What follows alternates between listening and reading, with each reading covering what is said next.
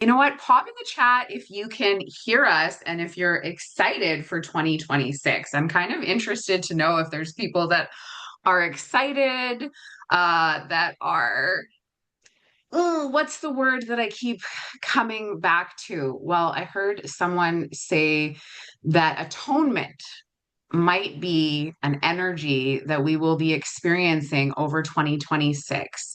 And I know so deeply 2025 was the year to prepare us for 2026 because we had these big shifts that happened and now they've kind of shifted backwards and we start 2026 in a way that feels very familiar. And I am just so excited to see so many people, so many lovely faces. Like, thank you for being on camera.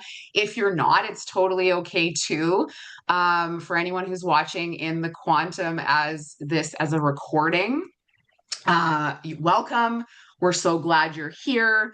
I'm Ange, and I wanted to start with a really quick, like, what went well for you in 2025? And maybe there's a few things that you can think of. It doesn't have to be something specific, it could just be one word, but I'd love if we kind of waterfalled into the chat. What went good for you in 2025? What was something that was positive?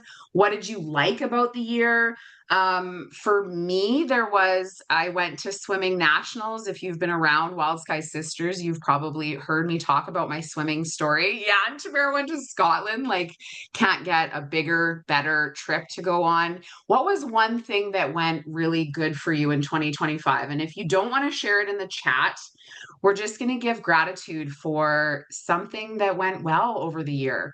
We're going to, if you have a journal handy with you, which you will get a copy of this recording, so you'll have the notes that are there with everything that we're talking about. But if you're journaling, writing down some of the things that feel lovely and beautiful, and what did you call in 2025 that came to fruition? This is really important as we are closing out this year to look back and reflect. And I encourage anyone who has had a 2025 reading, a great way to end 2025 would be to go back and listen to that and then write down all of the things that happened for you. Oh my goodness. And I love this. My deeper connection to intuition and gifts, my inner dialogue changed to a positive one. Like, we can't have better things happening there. Saying to the white lions, oh my goodness. I did a lot of deep healing in my relationships, like just reading all of these, giving such gratitude for the lessons that came through. The second part of what I wanted to start off with was leaving behind what no longer serves us. So maybe there was something in 2025 that you were asked to outgrow. And I don't know if you are like me, but self-doubt, and I heard, a little bit of that talking nicer, self-doubt, burnout, saying yes when you meant to say no, overthinking, emotional patterns, fear of being seen. What was something that no longer serves you, that was a loud message like, oh my goodness, I don't want to take this into 2026? Yes.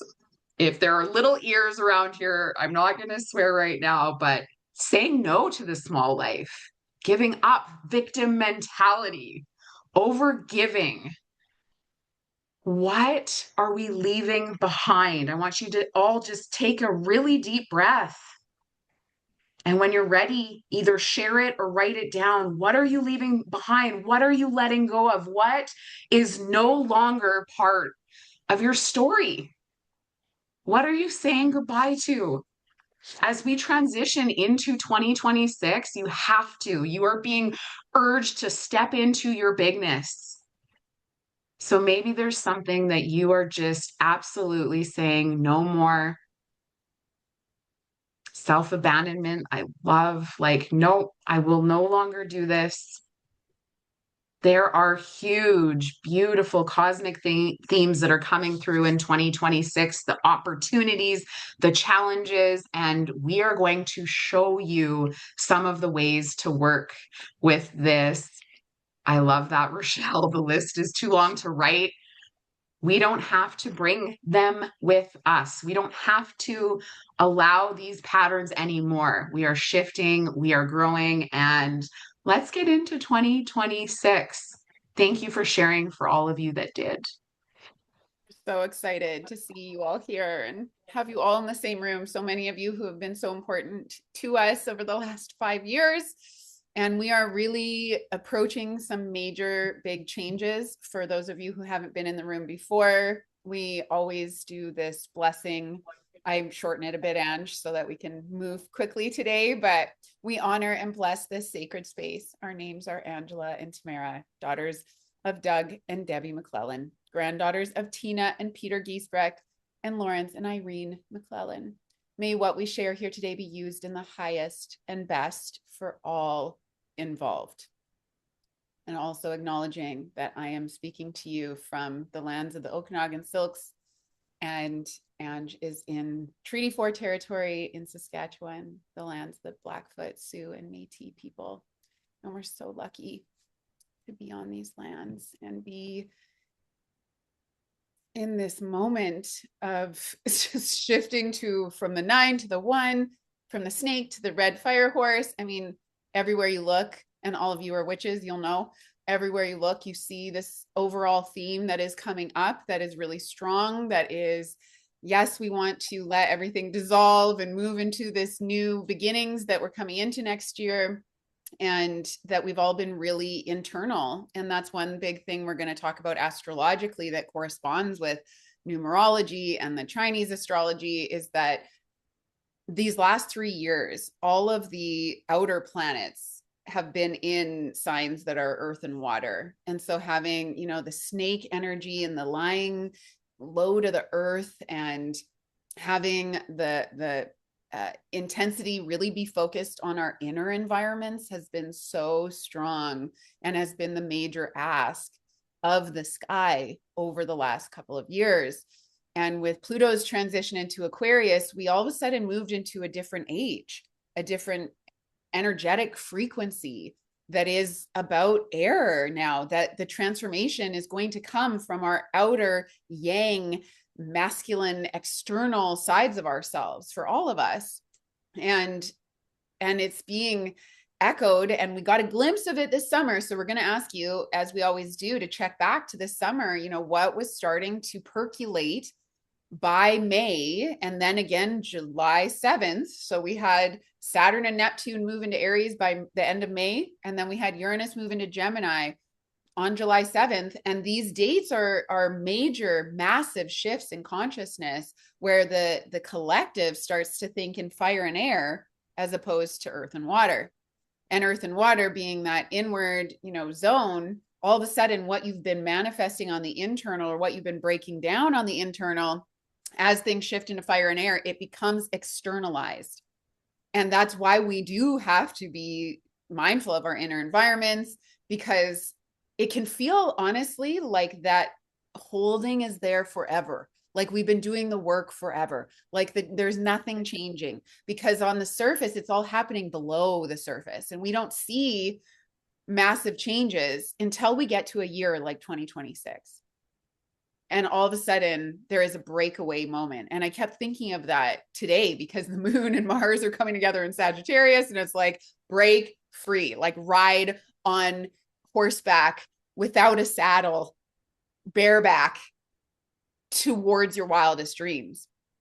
And that is this moment. Will it manifest right away in 2026? No, it's going to take time and pace to get us there. But by the latter half of the year, we're going to have a really good indication of things that are manifesting on the external.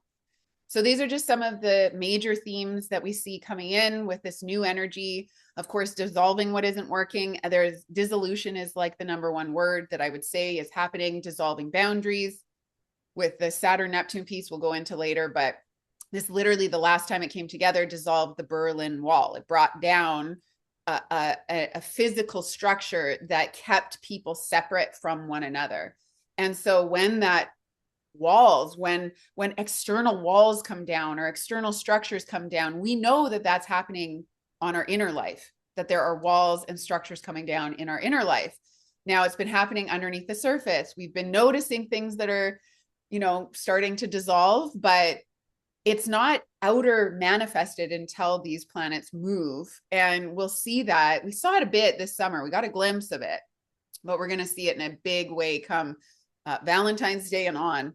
And Valentine's Day is one of the big shifts of the year. So I like to throw that out there because it's something that can stick in people's heads.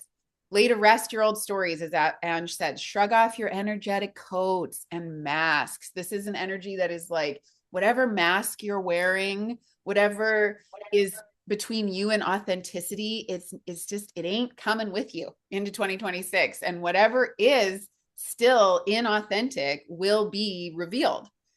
It will be revealed through very weird ways and things happening that are like, oh, okay, I still have to work on that. Oh, okay, that I need to, get more in alignment with. And it's almost like we can't mess around anymore in 2026. Like, you're going to see it. We're going to see it with our neighbors and our people and all the people around us that, if you're wearing a mask, it will be revealed. Sovereignty is one of the biggest themes that I have found that is coming into this next year. Sovereignty of soul, sovereignty of self, sovereignty in relationships, and sovereignty of the land and business. There is a major movement that will continue to grow and increase, where we're becoming more sovereign citizens of our governments, of the social structures that held us, and of our marriages and relationships. Finding your true belonging, finding your true people, the collective, right, is like, I always think with Aquarius of Rudolph and the Island of Misfits. Like, you're finally going to the island where everyone else is weird, just like you. And, this Island of Misfits is a very powerful theme that will be coming in with these North Node eclipses in Aquarius, is like, find your Island of Misfits and be as cool and unique as you can there, because they're all going to be just as weird as you. Authenticity is no longer a choice. Narcissism, be gone. We've gone into this world where narcissism is the hottest word that you find in any TikTok scroll or Instagram move, or, we're all of a sudden psychologists and everyone's a narcissist. And with the South Node entering Leo, it's almost like we have an increase that then gets released. And we're going to see things come to light here where we're going to be having a very different conversation about narcissism by the end of the year. There's going to be major disruption in finance. Ange today started that off. Bitcoin is crashing, but there is this sense that Bitcoin actually mirrors what's happening in the market. Bitcoin is not of the market in the same way that the fiat system is. And so when something's happening with Bitcoin, it's really mirroring the fear that lives in the US dollar and the markets. So when we see a decline like that with Bitcoin, then we're actually really tuning in to the fact that it's a market signal for something that is coming in the external realms. This is Uranus's last go at the end of Taurus, and we're going to see some major disruption as his parting gift before he heads into Gemini. We're going to see community care taking precedent over private care. Nuclear energy and war is a very growing topic, and we will talk through this, but if we go back historically to the cycles of Uranus and Gemini, there is a big piece of that, as well as the Aries energy that's coming in, that's always orientated itself to nuclear energy, the rise of nuclear energy, and the rise of warlike control that gets to a peak and has to be sort of dealt with. And so, no, we're not out of it, but some of the existing wars in the world could definitely be dissolving and making way for new ones. So isn't that exciting? A change of the monarchy. This is a huge one that I feel is coming for us towards the end of next year too, whether it's moving to the next generation monarchy or getting rid of the monarchy as the sort of structure holder. And a lot more travel oriented stuff is coming our way, which is like, moving out of physical systems and structures into structures that move. So like, moving hospitals, moving libraries, moving festival experiences, moving art galleries, things that actually are moving. There's a lot of transitionary, energetic stuff. And of course, that falls under also drones and flying cars and robots you know, all of that is definitely in the cards here. We're starting a very new world in 2026 that will have us really seeing some of that come to fruition over the next year or the next couple of years. Love that. A new era is coming, a new, I really keep thinking that any of the dreams that we've been dreaming or the dreamers that are, have created thought processes of stuff, we have to start building. The building has to happen, right? We have this fundamental energy that has entered the sign of Aries and it went backwards, and now we are going forward. And this new energy that is coming, it's a spark. The start of Aries is a spark. And as we look at, what is going on with the moons and how they are falling this year, I've found some really interesting patterns that are happening while I was doing the rising sign readings. And it's just so interesting to me that a lot of the months have a full moon before that new moon, and how that calendarly might feel, because we get this big energy at the start of the month, and then those new moons afterwards, it's a different energy. It's a changing energy for us. I keep thinking with the way that the nodes are shifting. So we have the nodes right now in Pisces and Virgo, and they will shift after July into Aquarius and Leo. And we can see here that also with the eclipses that are happening, they are doing this weird dance between those two accesses, those two sister signs. So what does that mean? It means that it's pulling in Virgo, Pisces, and Leo, Aquarius in your individual chart. It means that we're going to have lessons from both sides of those things, and we're getting some hybrid eclipses, which means the nodes are in different signs, but they're happening in the signs that are beside them. So it's an interesting energy that we are being tasked to really look at, that Virgo, Pisces, and Leo, Aquarius parts of our chart. Yeah, it is very intriguing. That full moon leading the month also feels like there is an essence of the feminine leading, the more intuitive side of us leading, right? A full moon is when the moon is opposing the sun. And so it is when the lunar energy can be at its fullest. And so that is our intuition, really deeply feeling, more so than leading with our masculine. And then the new moon comes and makes that thing that you intuited at the beginning of the month become more real, and there can be movement towards it. And this was what 2025 also had in place. So this is something that already has been occurring. And so you're going to continue to see this pattern go. And the other thing is that the first 3-4 new moons of the year, they're happening. Look at this, at like all of them at 29 degrees of these signs. So we're getting a bunch of new moons at the end, karmic completion degrees of these signs, which really, really shows us. And we just had this with the Scorpio new moon and the Libra new moon as well. They happened at like 28 degrees of those signs. So it's like we are ending stories and starting new ones every single new moon, every single moon cycle. So there is a massive amount of change that is happening within that.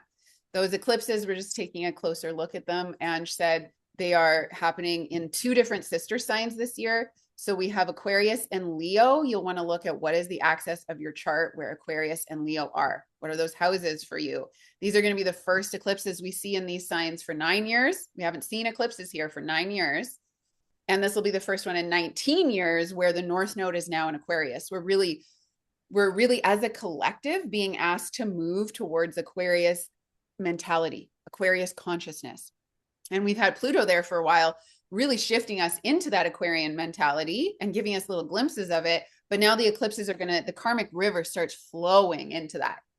And then we, of course, are finishing up the Virgo Pisces ones. There actually is still one more in February of 2027. So we're not done Virgo Pisces this year. But the Virgo Pisces ones is where the karmic river is flowing into Pisces, into the energy of Pisces, and trying to bring in at 1 mint, right? at unity, consciousness, forgiveness. The nodes actually shift signs on July 26th. So that's a really important date to pay attention to, because when the nodes shift, our collective soul mission as a people shifts, and we sort of get this jolt forward of new energy. And because the nodes move backwards, we actually get the node shifting to 29 degrees. So we get like the first piece, the last piece first, if that makes sense. There's a little bit of backward energy to the nodes. It's like we get the big kahuna, and then we get to sort of like learn the lessons as the eclipses come in. And so this happened January 11th of 2025 this year. The node shifted into Pisces and Virgo then. And I remember it very specifically and got a very Pisces sort of message on that exact day. So July 26th is a great day to pay attention to when it comes to that. But what are the themes of these energies? And how do they sort of play out? Well, we've talked about Virgo Pisces quite a bit, but we'll review it here. Virgo Pisces has been a lot about healing, the natural world, health, herbs. We've also seen a ton of Pisces energy that is the shadow side of Pisces come in, which is delusion, escapism, mysticism, that is maybe spiritual bypassing. A lot of grief can come up when we have a North Node in Pisces, how we work with grief, people passing, end of life experiences, plant medicine for good, bad, or ugly, right? We've also seen a lot of talk this year about like injuries in plant medicine ceremonies and the horrors of people like being shamans overnight and all of that. That's been a big part of this Pisces North Node that, of course, has also had Saturn and Neptune with it, which has been asking us to be realistic in our fantastical mindset, to have a grounded essence to our spiritual lives and to get really devoted towards it. And we've been asked to shed the Virgo sides of us that are sort of neurotic and controlling. And yeah, we've seen on a more collective level, like the systems that are Virgo being sort of either attacked or let go of, is like people in healthcare. There's been changes in healthcare, changes in people who keep public records, changes in libraries that are happening. This is just what happens when the nodes are in signs, is it really impacts industries. And now we're moving into Leo Aquarius, which Ange, I'll let you chat to. Yeah, and just really quickly thinking about those nodes, I always like the analogy or the thought process of like an instant pot. The south node can feel like when we're going to drain that instant pot, it's squirting all over the room, like that spray just wildly coming out of the instant pot. There is a drain, there is a going away from the south node, and there is a draw to, or maybe even an insatiability in the north node. But we can't north node without south noding. And I want you to think about, even in your chart, what that means. We can't do one without the other. They're sister signs. They come together. So when the nodes shift, come July 26th, and we're still getting, the eclipses that are happening in both of these accesses, we also see that there's going to be a huge shift and a thought process behind who am I and how am I expressing myself? Who am I in the community, and what is my community expressing? Royalty versus the people, or authority versus, the crowd. There is a center stage versus the group going on. And exposure is one of the words that I want you to think about with the south node going into Leo. There is an exposure energy in the sign of Leo archetype, that there might be this feeling of like things being exposed or in the limelight. When we think about Leo in a very superficial way, it can be the actor on the stage. So we're shedding, we are instant pot draining the Leo energy. So that could show up as narcissism.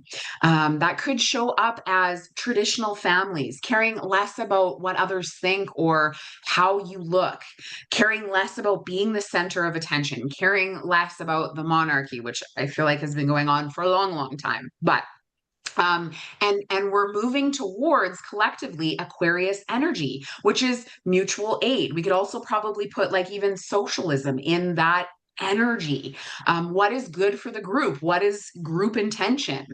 Technology. There is an eccentricity that it lives in Aquarius, that even when we think about Aquarius in our body, it's kind of, all of the nerves that bring all of the information to our whole body. So how will that play out collectively? The internet has a great connotation to Aquarius. So it's really interesting to me thinking about that North Node going into Aquarius. There is a weirdness in Aquarius, or a uniqueness, a different part. Like, this is going against the grain in a way. And interstellar or aliens could live in that archetype of Aquarius. We can also see some community, family, and then also the dark side of when there is groupthink can be so beautiful. But I just want you to think about any high school that you've ever been to. Groupthink has a dark side, has a part of itself that, when we get a crowd, different things can happen that aren't always for the best of everybody.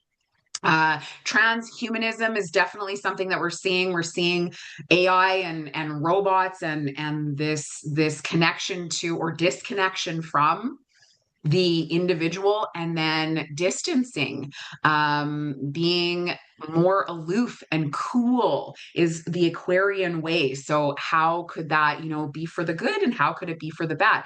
One of the biggest pieces with this is it's like neither sign is good nor bad. Neither North Node or South Node is good or bad. It's this karmic river that is flowing, and we need to balance the two. So thinking about Virgo, Pisces, Leo, Aquarius, it's like, how do we bring our healing and our soul into the way that we are an individual and the groups that we are a part of? Oh, Big work. big work. And just noting for each individual who is watching this to think about the traits of Leo and Aquarius, and just ask yourself, am I in right relationship with those traits, right? If I think about, I mean, most of you here are going to be in more right relationship with it because you're willing to look at it.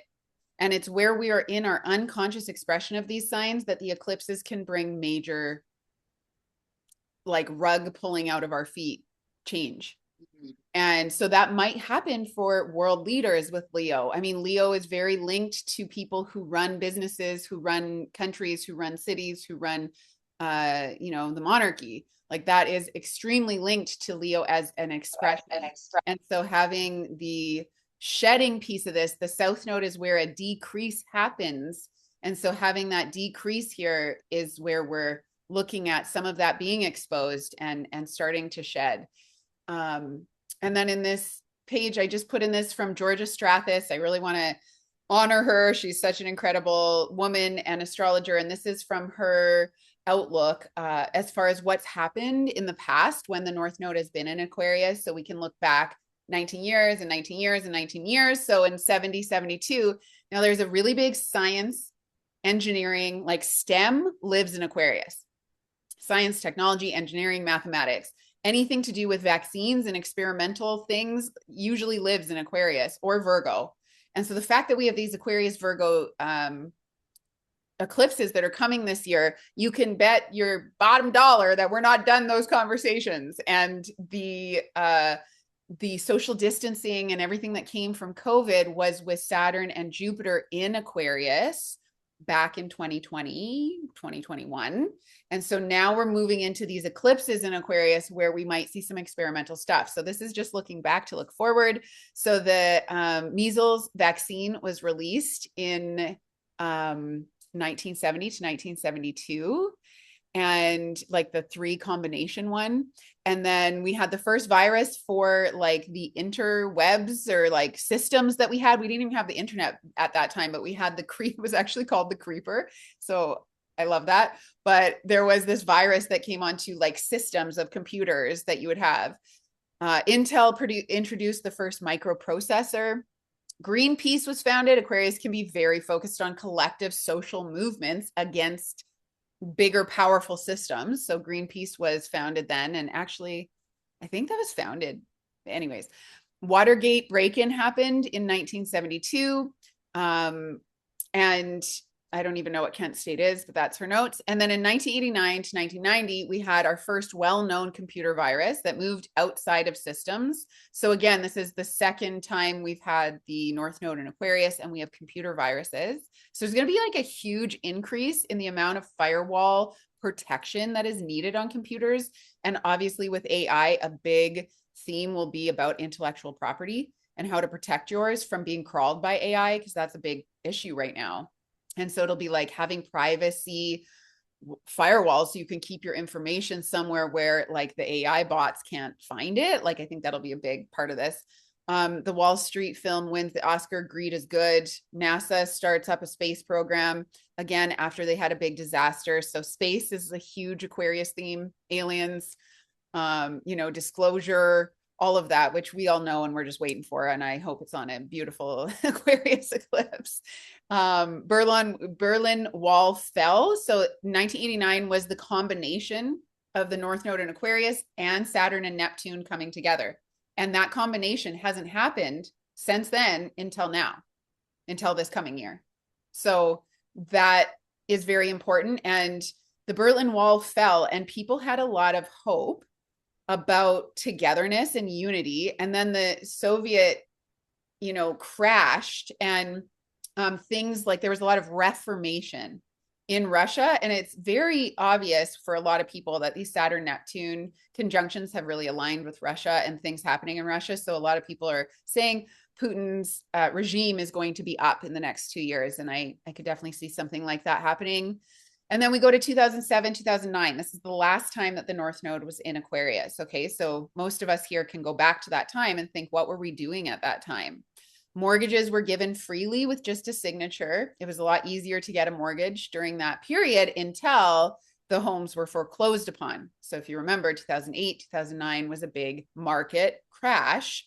And that also like levels the playing field between the rich and the poor. When things like that happen and there's a correction, the rich, and the poor, there's like this movement that starts to happen in that. And Aquarius is about social systems that benefit all. I mean, in a shadow side, or maybe not shadow, it's communism. And Leo is like capitalism. That's like, it's for me, I want to get to the top of that pyramid and I want to assume all the power. So there definitely could be this interesting push and pull this year between those two elements.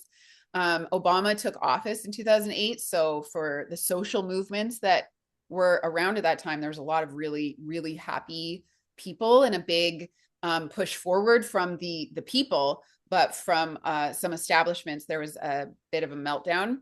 There was the largest Ponzi scheme in history during that time, which I think also could be very notable in the first part of 2026, just because Saturn Neptune is like Ponzi schemes and trying to see through them.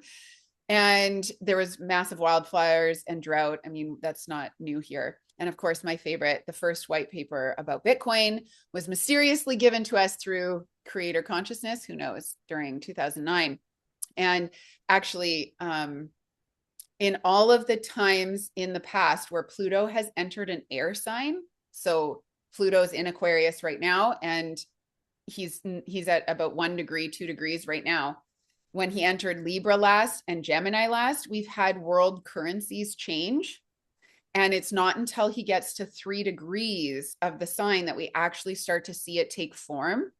And so is Bitcoin going to be the world currency? Are we going to have an earlier, bigger, greater adoption for it over the little while? Is digital currency going to take over? Like, I think all these things are right at the top of our mind here. And then the way we're going to do the rest of this chat is we're going to go through the inner planets and talk about what they're doing next year, anything specific. And then we're going to go into the outer planets and speak to more of that. So I love that. Yeah, go ahead, Ange. Very, very good. And that Saturn and Neptune coming together in Aries, I think it's important to also recognize that's the 35 to 37-year cycle. And the last 2 times they came together, so 89, they came together in Capricorn. Before that, 52 and 53 in Libra. it's interesting because it's like we really don't know what this is fully going to look like, and it is kind of it's one of those things that's very fun about astrology because it's like this is exciting times. We all chose this time to come here, and Mercury is doing a excellent shift that really we all might be feeling in our lives right now, because for the last year and actually into 2024 as well, so in 2025 the Mercury retrogrades were happening in fire. And now they are shifting to water. So this Mercury retrograde that we're in started in the sign of Sagittarius and it is moving into Scorpio. All of the retrogrades will be in water.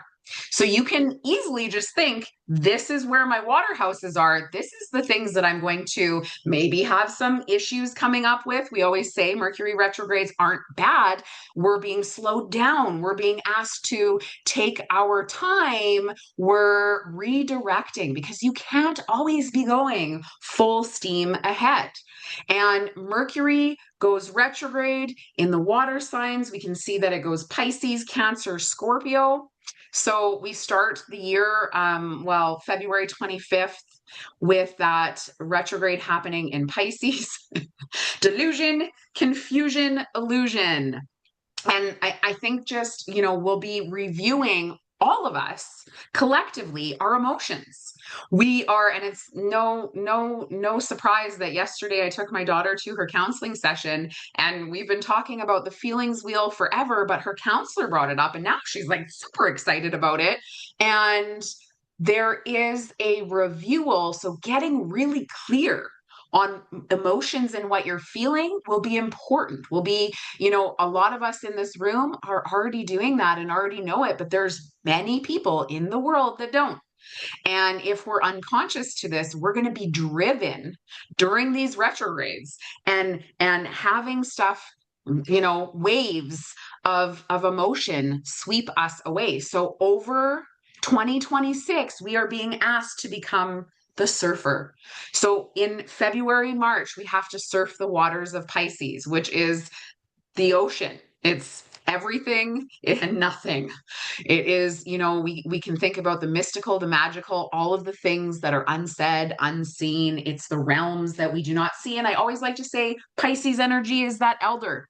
It's the love on the deathbed when we are saying goodbye to someone. This is an energy that we're really going to have to be faced with, be looking at. And it's also about dissolving. So that's going to bring forth big energy. Then in Cancer season, not Cancer season exactly. Yes, sorry, it is. On the 21st is the solstice, right? So we enter Cancer season. June 29th to July 23rd, we get a retrograde in Cancer. And this one's going to be quite interesting because we had that retrograde from Mars in Leo to Cancer in 2024, end of 2024, beginning of 2025. So Mars stoked something up, started some kind of action with that retrograde, and then we're going to have a Mercury retrograde here over the summer that's going to be, I love, you can cry if you want to, and if we don't cry, we're going to have some feelings, some emotions. This also brings forth reviewing, revising, redoing when it comes to nurturing ourselves, when it comes to mothering ourselves and others, our children. We are going to have and I like to say that Cancer is the start of the feeling. It's the babbling brook. It's the river. It's that start. It's the initiation of the feeling. And for anybody who has ever had to cry and couldn't cry because of one reason or another, it gets lodged, it gets stuck somewhere. So learning to cry this year will be a big part of all of our lessons. October 24th to November 13th, we see a retrograde in Scorpio, again, reminding you that right now we have a retrograde that is happening, that we are getting some lessons on this. And then we will have to review some of the stuff coming up right now in October, November of 2026. And this can be an energy of secrecy, of obsession, of investigative. Like that would be a fabulous thing to use for Mercury retrograde in Scorpio. I'm going to research, I'm going to investigate, I'm going to dig into the bottoms. Obviously a big part of why we had Inferno running during this time, because there is just this ancestral energy here around digging in the dirt, figuring out the secrets. And yeah, that retrograde will be very, very telling. It's like it picks up on where this one that we're in right now, because right now we're in Mercury retrograde in Scorpio. That's happening today, right now. And it's going to go and station on November 29th at 20 degrees of Scorpio. So next October picks up where this month leaves off, something in the Scorpio part of your chart. So what you want to do when we're looking at Mercury retrogrades, they always happen in the same element, always, every year. And they might be like shifting elements. Like today, this year is a shifting year where we had fire to water, but next year it's all water. So look at, where do you have Pisces, Scorpio, and Cancer in astrology? You know, you'll see like there is this energy in your chart where all the water houses equate to the same part of your life, a similar theme in your life. So in Libra rising charts like mine, the water signs are my work houses, how I make my money, how I see my career, and how I work every day. And that's definitely up for review next year. That's a big change that's coming. And so for Ange, that's more relational houses. How does she do relationships, right? The 3rd, 7th, and 11th. So you'll have this based on where these changes are coming up for you. Sorry, Ange, I didn't mean to scribble on your screen while you're chatting there, but I just think sometimes it's easier to see it like that. And what's important about that Scorpio retrograde is that in October next year, not only is Scorpio going to be retrograding in, or sorry, is Mercury going to be retrograding in Scorpio, but so is Venus. So Venus next year, she has this 8-year cycle, right? She creates a cosmic pentagram with the Earth. It's the Wild Sky Sisters logo. If you haven't seen it, thank you, Sophie, for that beautiful logo. And she creates this rose with the Earth, and it's based on her petals are based on her doing these 19-month cycles where she does them in these overarching signs. And we're obviously not going to teach much more than that here, but it's a beautiful thing to research. And right now we are in an overarching Aries Pisces Venus petal that she's making.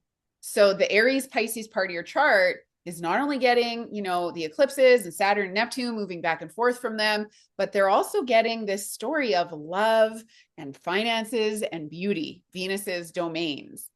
She is trying to create more of those things in your life in that Aries Pisces part of your chart.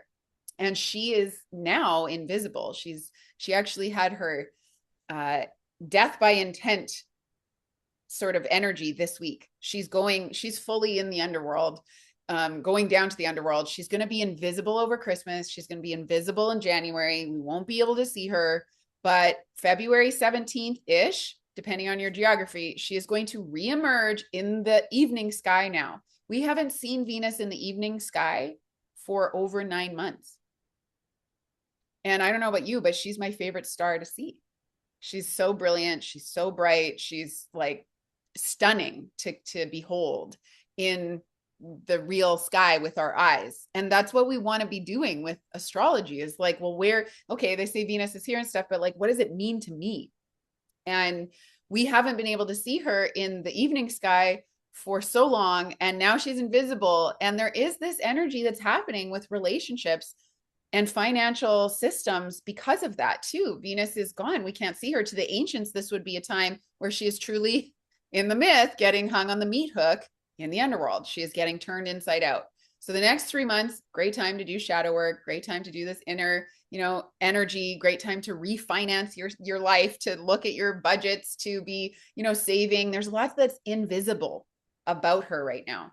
But by February 17th, she reemerges, and then we'll see her in the evening sky all the way through 2026, where she's refining herself, where she is reclaiming her power until she gets to her next cycle, which corresponds with Mercury's retrograde cycle. And that's happening in October to November, October 3rd to November 13th of 2026. So next fall is going to be a hot Venus moment. And her retrograde station date, especially, is a date that I have seen come up with. There's other things happening on that day that is very, very like, you know, the little emoji with like the sweating hot red face. Like that's what I see for those dates, October 2nd to 4th. But I mean, ultimately, Venus's retrograde journey is a shamanic journey of the soul.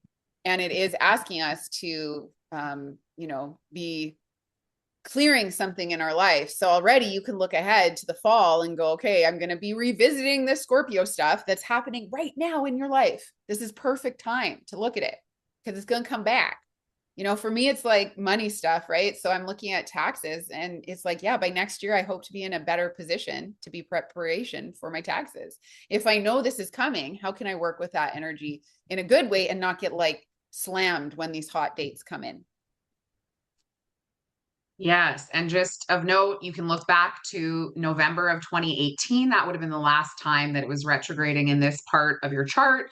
Tamara talking about those 8-year cycles of that, and that might have a clue to what was going on then. Obviously, we're in a, you know, it's a spiral, so it won't be exactly the same, but it could be giving some of those 2018 and to 2018 vibes for you. Um, Mars is probably one of my favorite planets. And I find it very interesting that we get no retrograde this year. It's actually feels like a full steam ahead. You know, remembering Mars is this action and drive. And when we think about the actual glyph, it has an arrow. It's pointing to something. It is directed, right? It is action and drive in one direction. So Mars takes about 2 years to go around, and we will only be covering about 2/3 of the zodiac. I find it very interesting that in 2026, Mars doesn't go into Scorpio at all. And so this is a theme that Mars not getting there is really interesting. But we have some major conjunctions that are going on. And so what a conjunction is when those planets come together and are in the same part of the sky. And typically those are the times, that is the energy when we can really see the expressions of what is going on. I was listening to another astrologer talking about well, if you're in Canada, maybe you were watching the Grey Cup and the Riders won, go Riders. We just saw the Blue Jays lose in the World Series. And he was talking about how we can take a look at the astrology for what's going on. And in an actual event like that, there can be calls that are made where everyone's like, how could they even make that call? And it's like, actually, the planets are conspiring for this energy. And depending on that referee's chart, depending on the chart of the teams, this is why we can have stuff happen where it's like it didn't cause it, but it influenced the energy that was around. And so when we're thinking about Mars coming together with these other planets, it makes both of those energies collide.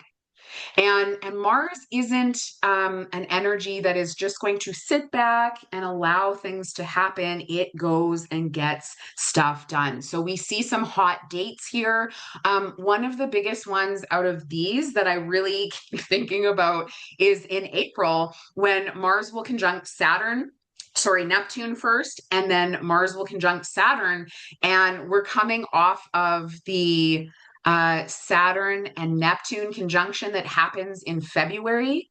So April is a time that I would mark, February to April really, but is a time that I would mark in your calendar and think about the Aries part of your chart. So, what house do you have Aries in your natal chart? This is a place that is going to have some direction, some focus, but also it's not necessarily going to feel easy. This is a time where we're going to be really faced collectively with some new themes, some new starts. This is also an energy of 2026. I think for a lot of people, and this actually even comes back even into the red fire horse year, which doesn't technically start until February. The fire that is going on in the sky is intense. And if we don't have a place to shoot our energy, this isn't going to feel easy. If you do, if you're working on stuff, if you have a seed started, you might see this boom that is like, whoa, like, wow. I started this little seed in February or the beginning of the year, and all of a sudden it just lights on fire. Okay, so I want you to think about in your chart, where do I have Aries? This is Mars and coming together with Neptune and Saturn, and we are being tasked to start something. Another one of those dates that I really am looking forward to is July the 3rd. So Mars and Uranus coming together, Uranus now in the sign of Gemini. This is a very interesting energy. And if you know your chart, where do I have Gemini? What house is this for me? This could be a revolution that starts in your life that is so interesting, that is so new, that is so exciting. Mars bringing that action and drive, Uranus bringing, sometimes there is just this, you've been seeing the same thing over and over and over again, and all of a sudden you see it in a new way and it just blows up or, becomes huge. If you are starting something, July 3rd is also kind of, I think, an energy that could bring real revolution. It could also bring an energy of really unexpected surprising things. And when I think of Gemini, it, related to social change, related to the internet, even related to the way we communicate, I'm like, this is a new app, or like it won't be an app, it'll be something we don't even know what it is, but there is a revolutionary technology that maybe is going to like come through during this time. Like this is when In the the sign robot starts to or puts the stop cat in the microwave or attacking. something. There's like an explosion in the microwave because the robot didn't know it was a cat. Put the cat in. Yeah. Like absolutely. And for the United States, they have Mars Uranus signature in their natal chart. And so this happening, it actually happens really late at night Pacific time, July 3rd. So July 4th, which of course is an American holiday. And it is the energy of fireworks. So like maybe, Andrew's very positive about that delineation of just, this could be the start of something just massive. And I think it could be a big explosive time. And we're coming off of like that time in April that she spoke to. There is something like 7 planets in Aries in April. Like, on softwares where it has to like move the house because there's so many planets in that house. That's what happens in April with all of the planets being in Aries. And some are great planets, some are great things, there's going to be some great things coming from that. But there's also some really hard energy and hard work. It's like you have to work hard, whereas Aries is usually just like, yeah, let's do it. Let's go. You're going to have to work hard at that place. Mars and Saturn together usually are like indicative of, yeah, starting something that's really hard to sort of move towards.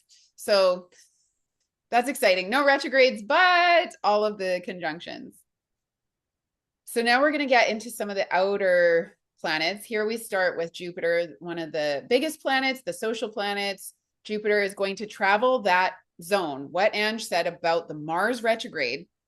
So if you go back in your mind to the end of 2024, from November to the end of 2024, and then all the way into April, we had this 7-month long Mars retrograde cycle that took place between 17 degrees of Cancer and 6 degrees of Leo.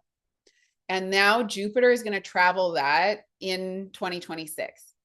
And so whatever Mars kicked up in the Cancer part of your chart, Jupiter could bring resources to help, to make it better, to make it easier, or he could magnify it. So the beginning of the year, Jupiter is retrograde and he goes from 21 Cancer back to 15 Cancer. And then on March 10th, Jupiter is going to station direct at 15 Cancer and start to move forward. And then he just cruises. He goes so fast. He enters Leo. So we get this Jupiter change from Cancer, which Jupiter in Cancer is big water energy, big family energy, big social resources energy. How do we help others? How do we, sort of move our wealth and generosity to others, feed the children, feed the people? He's going to enter Leo, and we're going to have Jupiter enter the sign of pride and generosity. I mean, Leo can be beautiful in so many ways. There could be like this outpouring of heart driven support, because now Jupiter in Cancer is very heart driven, but it's still inward. It's like, come into my home, let me feed you, a cup of tea or warm soup. Jupiter in Leo is like, let's go. I'm coming to you, baby. I'm bringing the whole takeout container to you. Like that's really pour into the people and move it outward. And when you get someone who has Jupiter in Leo, if they're in right alignment with, they're live in this energy, they are the one who is the most generous, who is helping you out the most, who is just like that person who has your back. And we're going to experience about a month from June 29th to July 26th, where we just have Jupiter in Leo by itself or with Venus. Venus is in there for some of that time. And I think that's going to be like a really special time of the year. We also have a Mercury retrograde in Cancer, which might be like taking time to be with your family during that time. Great time for summer holidays, blah, blah, blah. But then on July 26th, the energy of this Leo thing changes because the South Node now enters Leo. And the South Node is typically a place of decrease. So here we have something pushing to increase, Jupiter, and we have something pushing to decrease. And it causes this friction of like what way do we go? And it's very interesting to me. I've been like thinking about this for the last month, as Ange and I have already been recording a lot of the year ahead energy. And it's like, what is that? Does it make things so big that they go bust? Does it, and if you just want to think of big Leo energy, I mean, Donald Trump's ascendant is like the highest degree of Leo. He also has Mars at like 27 Leo. So you think about big Leo energy and that getting bigger, grandiose, and shadow side. It's like, everybody look at me, everybody look at me, like, look at what I'm doing. Let me grab the mic. Like, this is my own social media. Like everybody I'm going to type in cap locks all the time. Like, this is the energy of big Leo energy. But all of a sudden, the South Node comes in on July 26th. And then we get eclipse, a big 6-minute solar eclipse in Leo, August 12th. And that Leo energy shifts. Instead of it being like, everybody look at me, I am, the holier than thou, best thing that ever happened to you. There is a storyline that comes in where it does invite in some real spectacle of change, where that has to change, where it's like things get burnt, where your exposure is so great that you get burnt by it, and that's a big piece of it. And in the middle of November, I just had to like bring this in because as I'm doing the readings, that's another really hot energy, is November 3rd to 15th. Look, I even put it in twice because I was like, we really need to talk about this. Jupiter and Mars comes together, which typically is like a hero's journey. When Mars and Jupiter are together, we can get more done than any other time of the year. We're all just like, let's go, let's do this, let's compete, let's be the best, let's go here and there. No, it can be like almost manic. But then the South Node is also with them in the middle of November. So that decrease of the South Node is happening simultaneously with increase. And it could be the best peanut butter sandwich of your life or a shit sandwich. Like, I don't know, but it feels like there are things getting smushed together. I keep seeing the image of the actor on the stage, and then all of a sudden the light goes out. Like the feeling when something goes wrong, when you're front and center. And and then like like make the everyone in the shame. audience starts singing and like It's holding the well, space let's hope that together. that happens and they don't start booing. There could be this moment of like, I'm feeling shame or I'm exposed and I don't want the attention on me, because that is a very Leo is an energy that will go into protection and will, if shamed or if feel like the feeling is like the attention goes wrong or it shifts the wrong way, they kind of retreat. They get their feelings hurt. They're, they want the attention on them, but then when it's too much, it's like, oh, everybody's looking at me. So there could be, I keep thinking with the South Node here, this moment of like, what happens when you make a mistake, or what happens when stuff doesn't go the way that you want it to go? How do you right that relationship? How do you make or turn the energy? And if we want to look back, we can look back to 2014, 2015. That was the last time Jupiter was in Leo. I have a daughter who has Jupiter and Leo and also her moon. And so I'm really looking forward to this transit to see how that Jupiter return happens for her. So, for all those astrology lovers, right, every 11 to 12 years, we go through a Jupiter return. So, if you have Jupiter and Leo, happy Jupiter return coming up. And Mhm. then the last time before that was 2002, 2003. And the time before that was 9091. So fire, very different than water.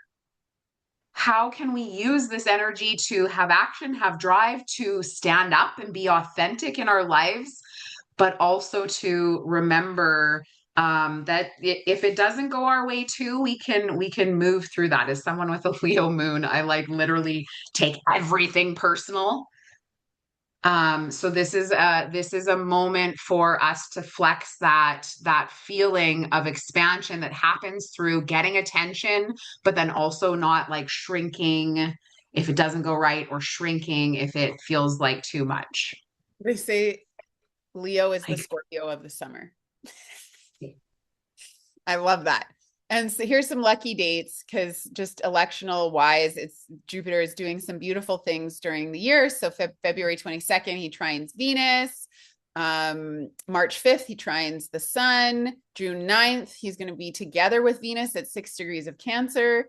And then by July 29th, he is conjunct the sun at 6 degrees of Leo. So that is Jupiter, our expansive planet. And then we're going to go through some of the outer planets. So just sort of an overview: Saturn, Neptune, Uranus, Pluto, and Chiron. And we have some of the themes here, with Saturn being the disciplinarian, the one who wants to give us the lessons. He's moving signs, right? February 13th. So the day before Valentine's Day, he moves to 0 degrees Aries, which is being alone and getting good with your own energy. So it'll be a very interesting love day this year. Neptune also is doing that move from Pisces to Aries in January 26th. And Neptune is moving from a long stint in Pisces to a 14-year stint in Aries. So this is going to be the last time he moves for until 2038. And same with Pluto. Pluto won't move until like 2044. So, for astrologers, this is a really crazy active time when you get these outer planets that are moving that don't move for a decade or more. And so Neptune's moving from that inner realm and the spiritual realms and the unseen of Pisces to Aries. And we're going to see this like facial revolution, like where we actually can see it with our eyes, but it might be our actual eyes that is getting some sort of revolution here, because Aries rules the eyes, and Neptune moving into the eyes, it's really impacting our eyes, our brain, our head. Like the impact of Saturn, Neptune on our brain spaces are going to be really big to see. Like we might see some screen reports that come out over the next 3 years that are like, yeah, this is really like more detrimental than we thought. We need people to like go out as a prescription and get the sun in your eyes, get nature in your eyes, look away. Uranus, the revolutionary, is going to move also. So again, Uranus only moves every 7 years. Very rare to have a year then where all three of these are moving at the same time. Uranus is moving from Taurus into Gemini for the last time, because he did that this summer for a hot minute. And Chiron is also moving. So you, again, like crazy for all 5 of these to happen in 1 year. I can't even express how big that is, and it's shifting our consciousness. And again, Chiron's also moving from Aries, and he's moving into Taurus, which is going to be a new revolution of healing and what we're healing and where we're focusing our healing energy. So I just wanted to bring these charts in to help everyone see this minor grand trine, because the outer planets are in this configuration for almost 3 years. They'll be in it. They've been in it this year, and then they're going to be in this same little minor grand triangle until about 2028. And so we start the year, this is January 1st, and we start the year with Pluto in Aquarius up here. So Pluto in an air sign, but Uranus is in Taurus in an earth sign and retrograde, and Saturn and Neptune are in Pisces, a water sign. So there is this internal energy that we do start the year with that is a little bit more still earth and water. This year is notable that, usually we start the new year with a lot of retrogrades. This year only has these 3, Chiron, Uranus, and Jupiter, but still there's a lot of earth and water at the very beginning of the year. So none of this is going to happen like wham, bam, right away. But when we go to the next year, we're going to see, not the next year, to May. So this is as early as May, we start to get these same energies. Pluto is still up here in Aquarius, but now we have Saturn and Neptune in fire. And now we have Chiron direct in fire. And now we have Uranus in air. And so there is this minor grand trine that's shifted formation from trying to create collective change from the internal, earth and water, to the external, fire and air. So by May 1st, things are really starting to heat up, like really, really. And I mean like major heat, because at the same time, if I was to put all of the outer planets in here, this would be booming and full of the other planets. And then this is towards the end of the year. This is October. So now we have all the planets stationing in the fall. The fall will be like everything starts to integrate, right? When the planets are direct, it's like we're moving forward, creating change for some of us, those of us who aren't born with them retrograde. We're creating change. And then all of a sudden, when they station and go retrograde, it's time to integrate what change has happened. So the fall feels more integrative in that we're going a little bit more within. We're trying to integrate, and they are still in all in air and fire. And Jupiter now is also in fire. So there is like this really, really distinct flavor by the fall of like, holy shit, what just happened? Sort of in October, looking back and being like, what was that? We just had 4 or 5 months of like major expansion. Now, how are we going to integrate it and make it real? Because this is going to maintain all the way into 2028. If you have planets or different elements at the beginning degrees of Aquarius, at the beginning degrees of Gemini, or at the beginning degrees of Aries, you're going to feel this the most. And then we could go even further and say, if you have planets, at the beginning of the fixed signs squaring this, you're going to feel it. It's going to be felt by all of us. There's none of us who are going to get away from it, but you might be feeling it the most if you have planets in those places in the sky. And yeah, here's a little bit more about Saturn and Neptune. Yeah, and I think Saturn meeting Neptune, there is this feeling. So we've had a preview of what both Saturn and Neptune in Aries might mean for us. Ending the year with them back in Pisces feels like this moment of like habits and patterns and things coming up. Like if you've had something where you're like, I really thought that I healed this, or I really thought that I dealt with this person, or I really, this isn't something that feels like my story anymore, but it's come up again. That's probably because Saturn, Neptune, and Uranus have all gone back into signs that they've spent quite a bit of time in. And to be really honest, Uranus and Neptune will never be back in this part of our chart in our lifetime. Saturn will in 27 years. I mean, but 27 years will definitely not look the same, any of us, unless they really develop some type of technology. But this exploration of Saturn and Neptune going back and forth here. We talked a lot about it in the 2025 year ahead. So that's even available still on our podcast. There is this reclaiming that we're having to do. And if you have seen those patterns or habits or stuff coming up, it's like, just have so much grace with yourself, see it for exactly, what it is, and know that we get this brand new, fresh start with Saturn and Neptune coming together. And we have some of the major aspects there. We have when they retrograde. The two of them, February 20th, like that's a date to mark in your calendar and make sure that you're just paying attention. Uh, the two of them conjuncting will give us some real ideals of what the dream is that you maybe have had. And this dream could have been for a long time, but now we have to make it or bring it into reality. We're being asked to take that Saturnian discipline and structure. I always like to say Saturn, where it is in your chart, is renovating it. And sometimes when we renovate, like anyone who's gone through a kitchen renovation, you can't actually use your kitchen while it's being renovated. It's really quite annoying. Like there is so much stuff going on.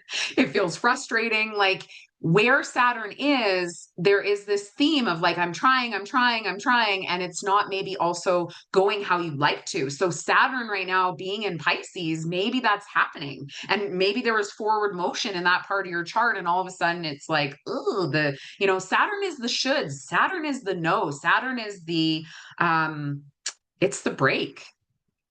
So if you've had stuff like that coming up, we can look towards the major aspects to see, like, will we have maybe some help? March 8th during eclipse season, conjunct Venus feels kind of like this check-in or moment where we might meet someone, a feminine, potentially a woman, that brings some help to us.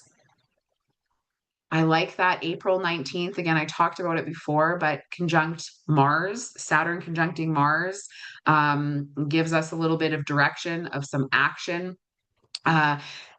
That Neptune also just really clearly has been in Pisces since 2012, and we have seen it. We could even say like the woke narrative kind of happened with that. It's interesting also that Neptune into Pisces was the creation of Instagram. There is some imagination and beauty and mysticism with this. There's also been illusion, delusion, confusion. Since 2012, I have Pisces in my 11th house of community, and I haven't, in real life felt like I've had like a core set of friends that have felt really good. And some of that illusion, delusion, confusion has been of my own nature. So now seeing this, I'm like, oh, like I felt some real beauty when Neptune moved on to Aries in my groups. I can't wait for this transit because it will call in a different energy, and Neptune and Saturn and Aries is definitely kicking up some fire. It'll be very interesting too, because Neptune into Aries is a extremely different energy than Neptune and Pisces. And Neptune and Pisces can be very nice, to be honest. It can feel nice. It can feel very like Wonderland. It can feel, it's definitely responsible, I think, for a lot of the growth of spirituality since 2012. And I know a lot of people who made changes in 2012 to make their lives align better with more transcendent options, things that made them feel better. Neptune and Pisces, things, even if they were delusional, they kind of were these energies of moving towards something that felt more dreamy or miraculous even. And Neptune and Aries, it doesn't have the same level of magic in it, that's for sure. And you have to work for the magic more with Neptune and Aries. So I am not sure how I'm feeling about it. We when we go back to see the last time Neptune was in Aries was 1862. So I don't know anyone I can call and be like, hey, what was that like for you? Other than, meditating to the ancestors. But we do know that that was during the gold rush. We do know that there were a lot of pioneers that were happening then. Aries is very focused on movement. Okay, great. Like Neptune and Pisces is like, great, you're dreaming about it. But Neptune and Aries is like, do something, book the trip, make it happen. And so if you're good with initiation, this could be really good because you're actually going to follow through on your dreams during this time, especially ones you've had for a long time. It's like time to make it happen. That's what Aries people do. They don't think too hard about it. They just book the flight. And so there could be some really good momentum in that. It is historically quite associated with times of war, right? 1862 was Civil War. And so we will see a fight for individuality in some ways, dreaminess around people dreaming and idealizing individuality. Lots of entrepreneurial energy with Aries. People will be starting their own businesses. There will be a lot of people who are starting new energies with this. And I'll let you talk to this because I don't really get it as much. Tarot. And I just love the imagery and symbolism that can come through tarot is really interesting. And when we think about the last decan of Pisces being this place of like the 10 of Cups, this completion moment, this emotional feeling waters, and the first decan of Aries being the Two of Wands. Dominion is a big word that is associated with this. And Austin Coppock actually uses the symbol for Aries 1 as the axe. So I just want you to think about that, like the axe and how we might be axing stuff in our life too, that like if it's not aligned, Saturn coming into that part of your chart is like, no, this doesn't make sense, or no, this doesn't feel in alignment. There is a soft dissolving and union that happens in the 10 of Cups in the last decan of Pisces, that then as we go into Aries, it's like no longer. And both ruled by Mars. Mars is cutting. Mars doesn't put up with anything. Mars, it's associated with the Tower card. We can't stay the same. What in your life is there calling to you that maybe you've been getting in your own way, where it's like the path forward is really just about choosing it, stating it, bringing it out loud, right? Mars in Pisces leading immediately to Mars in Aries, the tower destroys and creates in the same burst of energy. And so how can we weave these symbols and how can we weave this energy together? Pisces 3 is also called perfected success. And I just keep thinking, like, I hope that we're also celebrating something in ourselves, in our charts.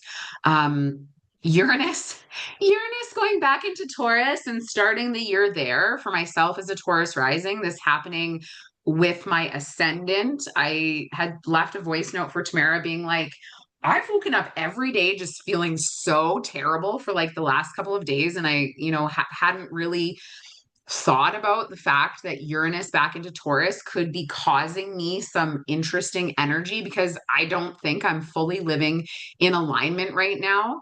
And so Uranus in Taurus is about the physical body, is about the tangible earthly things we can see around us. So there is a theme, there is a capture that we're being asked to think about in the Taurus part of our chart that's been going on since 2018. As it moves into Gemini, Earth and air are very different.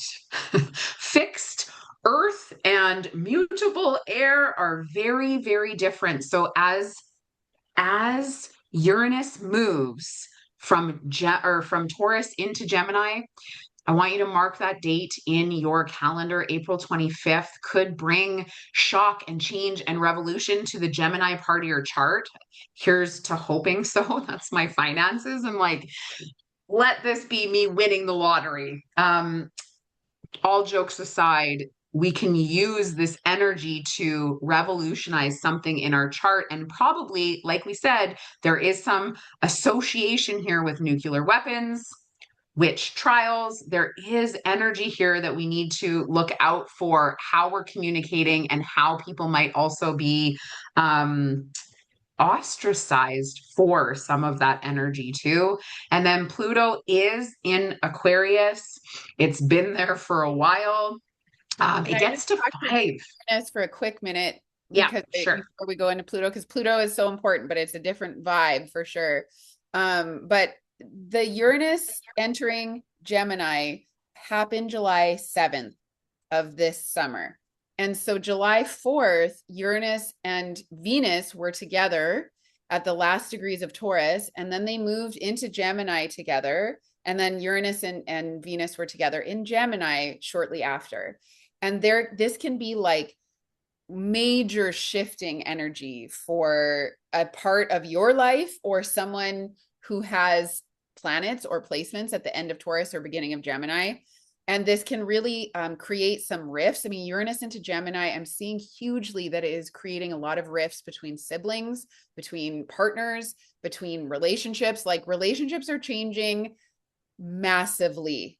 And as someone who does like life celebrancy work and marries people, and then also like does inner union work and runs ceremonies on that, and is also doing all of that work on my inner environment, I can't believe the amount of changes that are happening in the way that relationships have to come together to work nowadays. Like we are no longer in the time period of our parents' generation or grandparents' generation where marriage was made because it made sense to live together and have, share the load. Like Uranus is really the soul awakener, and Gemini has been pre-patriarchal times the soul partners.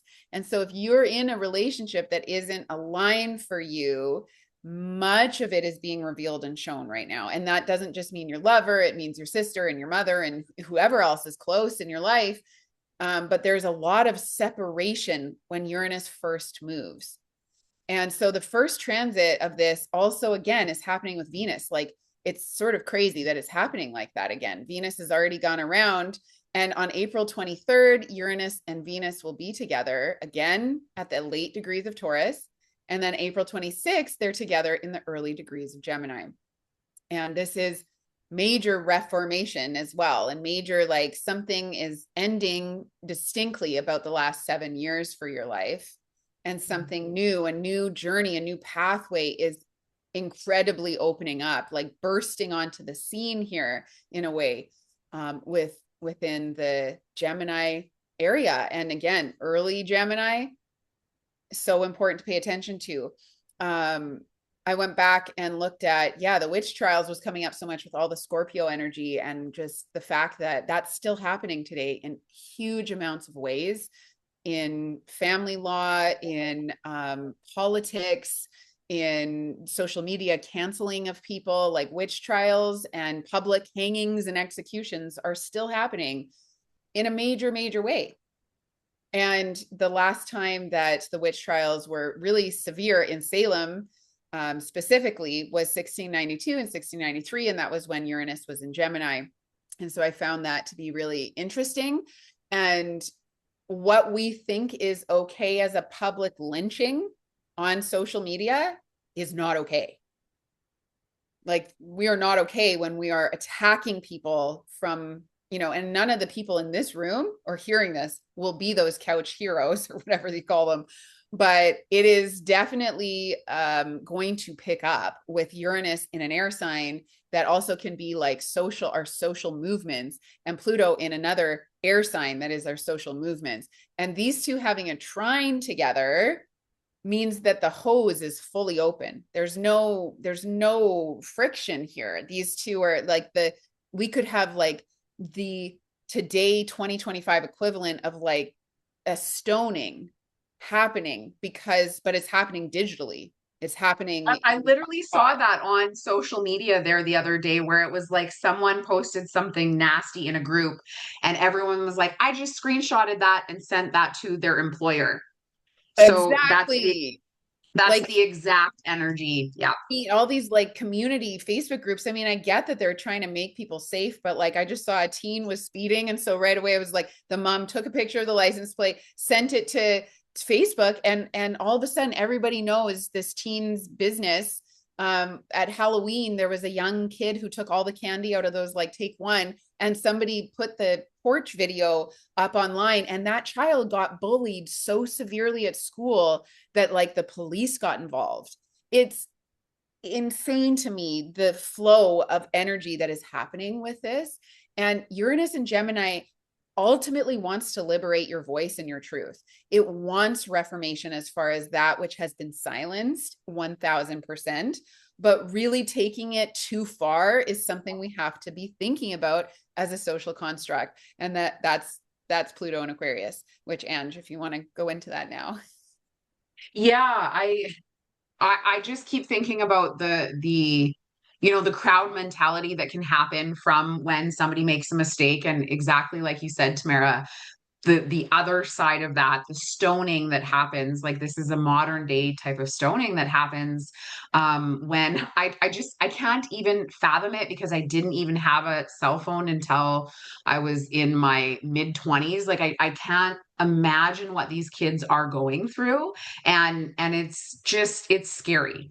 And there is a part of Pluto and Aquarius that we're seeing, or those things are going to be picking up more. Now, Tamara talked about those air trines that are happening. This is going to fan the flames of some of this social energy.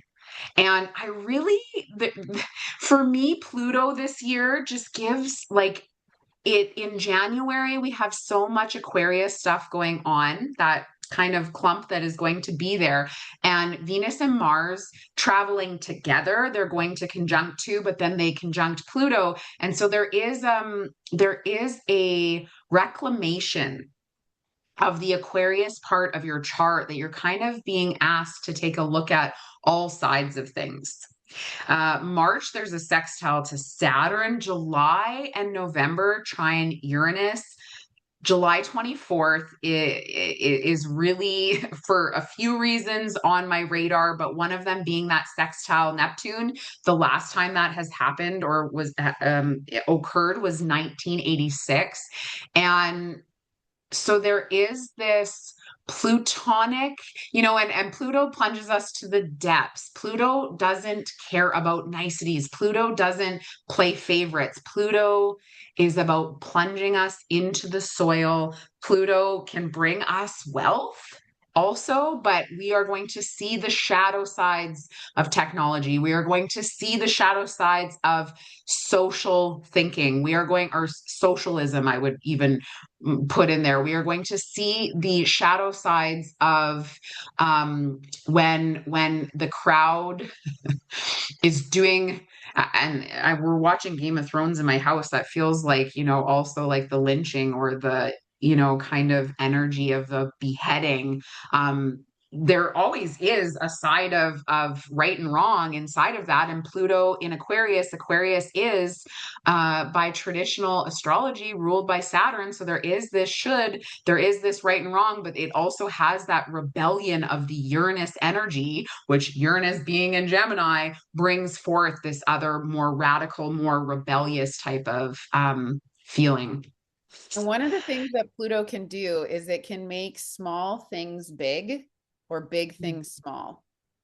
And so this is also where like viruses and computer, programs and like particles, even like I think of molecules when it comes to Aquarius, and like how we have all of our cells, and then all of a sudden this virus grows, and it is very aware that in 2020, like Saturn and Jupiter came and they were at the 0 Aquarius point, and that's when the world shut down. We started this public experiment that did not go very well. Didn't go very well for a lot of people. I mean, I personally enjoyed the time quite a bit, but it didn't go well as far as our social experimental things go. And so now Pluto coming into this sort of unforeseen territory. We haven't seen him pass 3 degrees yet in Aquarius in our lifetime. No one alive has. And now he's going to hit 3 degrees in the middle of the year and move to 5 degrees 30 arc minutes of Aquarius before he stations retrograde on May 6th. And we're in experimental territory, basically. Now, this is giving power to the people though. And it is giving power to the community. And when communities want change, so you'll see this even with people who are like experiencing like parking bylaws on their street, or things at the level of like the local districts, town hall meetings, Airbnb meetings, places where people are like, that's not fair. We're going to stand up to the powers that be. That's Pluto and Aquarius. And we do have the change for major revolution to happen with these two trining. You're going to see tons of school protests, and, like even more so than ever, people are going to feel liberated to bring their truth to the world. And so it's a very exciting time to be alive, but we don't, Ange and I think, really want to make sure we're not always just being like, this is going to be amazing as astrologers. And a lot of people saying that, when in reality, we know now enough to know that the dark side is going to come up with it. And it could even be like, if you watch like, iRobot, and it's like an army of robots that, goes against humanity. Like that's sort of the energy here is not just even robots, but people who are brainwashed by propaganda, people who are brainwashed and not connected to each other, because Leo is the heart and connectivity, or Libra, and Aquarius is being somewhat removed and being in our homes. And so the highest expression of this for me is, how can you be involved in your local community and make somebody's day better? Like, how can you create some sort of humanitarian movement to bring this into fruition so that people don't feel alone? Because when people feel alone, that's when things go really south, and where people start to, feel like they have to be part of this group thing that attacks somebody. We had an incident in Kelowna last year where a man parked his van on the bridge and wanted to draw attention to, like, he was going to explode the bridge. And it really invited a lot of conversation in Kelowna about mental health and how we respond to one another. And when stuff like that happens, you can read and read and read until you're blue in the face about it. It was like, you can go into, he wrote a letter before he did it. Everybody went and found the letter. And there's so much information that is at our fingertips to look at. But the comments or things that I try to take part in, I literally leave stuff like that. Like, I'll have my peak, I'll have my curiosity, but at the end of the day, I leave it alone, because how does it serve my community and my life for me to get wrapped up in the back and forth online? If I'm going to make a change, and this is what this year Aries energy will ask, go to your town hall meeting, go to, the conservation that is doing the work at the park by your house, instead of seeing them and going, oh my gosh, I can't believe they're doing that, and I'm going to bitch about it to all the people in my life or post about it online. Go to the actual club and meet with them and talk to them, and if we can keep that humanity alive, I think that Aquarius is like, it's people helping people. It is taking the middleman out and saying, I care enough to have one of those little like libraries on the side of my street because I want people to have access to books. Or I care enough, like whenever I go to the community fridge here in my little town I live in, I just bawl, because people every day are thinking about what they can give into the community fridge so that other people can eat. And when I think of Aquarius, God, I just am getting so emotional at the end here. My experience with it is that people are good. Ultimately, people are good. And this year might be where we have to come back to that. Is like, yeah, when we're sitting at home alone, people can feel scary. Or when you're watching the news and you hear people over and over grumbling about stuff happening, you might think like people are bad. Even like when you choose public figures to hate on as a collective, you might think people are bad. But ultimately, people are really, when you are at a stoplight and you turn and you connect eyes with the person next to you and they're a total stranger, and you just get that hit, like that person has a whole life and they got hurt today and they maybe fell in love today and they, are getting married next week, but also their grandma died. Like that is what the heart of Aquarius Leo's access is about. And so, I mean, there's two parts that we're really talking to here. And Uranus at 0 Gemini is like, the polarity is so wide. It's the widest it almost can get in an 84-year cycle with Uranus and Gemini, thinking one way and thinking the other way. And I think that's what Ange and I are sort of trying to bring home, is that there is that division and polarity that has the potential to be the widest it's ever been this coming year. But am I excited about the moments of humanity that we're going to see come out of this? The amazing amounts of mutual aid funds, and like, no longer is it going to be like nonprofit charity work as much. That's more Libra energy. Aquarius is like, how do I help my neighbor without doing this like Red Cross thing? You know, this is going to be a fire breaks out and you take in all the kids on your street or whatever, right? That's Aquarius. It's far more like, that's actually bring the group together in equality and not have that sort of middleman. I love that. There is a sign at our rink that says, if you have a complaint, have you volunteered yet? Totally. And it, I do think that is the being more involved in your community, getting into grassroots, like thinking about, where is my food coming from and how can I support local. We had this conversation in Cozy Cosmos about, gifts. Like, if you could give a gift from a local business that's close to you, instead of the Amazons and the, all of the big box shop things, and just the over consumerism that we see. I think that Pluto in Aquarius also is like, how can we eliminate or make things better, make these systems better? I think about all of the art stuff that I've kept for my daughter, and it's like, oh, I can actually take a picture and then I have a memory of this, and I don't have this huge big box. Not that I don't want to keep a lot of those things, but like, how can we innovate some of the things that we maybe don't think about, and where can we not over consume, which are resources, is definitely linked to Pluto, and using science and technology. This is also a major shift that is happening, and it's really interesting that it doesn't get very far into Taurus. So Chiron shifts into Taurus this year, and Chiron hasn't been in Taurus since it was discovered in the late 70s.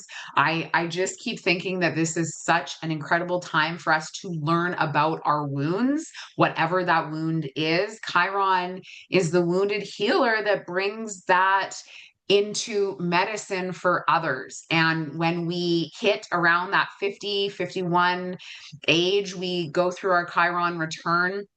And there is an incredible amount of energy here that will bring some healing through money, through stability, through self-worth. There is going to be a shift so radical, I think, that we don't really know exactly what it means. And it's interesting that March 26th conjunct Venus, May 16th conjunct Mars. There is a new moon in Taurus at that time.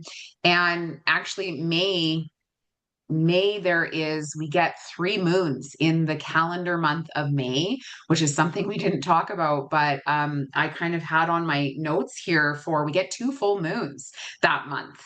And so there is a shifting and a changing. And actually, we talked about getting a full moon first and then a new moon. That kind of shifts and changes come May. But Chiron in Taurus will teach us all about maybe going a little bit slower, and maybe, less materialism, and some of these, like, where we have stability and our inner worth. Nobody can take away from us if we are living in alignment with ourselves. So definitely something that we're being tasked to return. My Chiron return to Rochelle. Chiron is actually on my ascendant, and something I've experienced with that is being that my physical body feels like a wound to me. And so healing ourselves, healing our bodies will accelerate, I think, with this transit. And Chiron does stay in Aries and Taurus and Gemini quite long.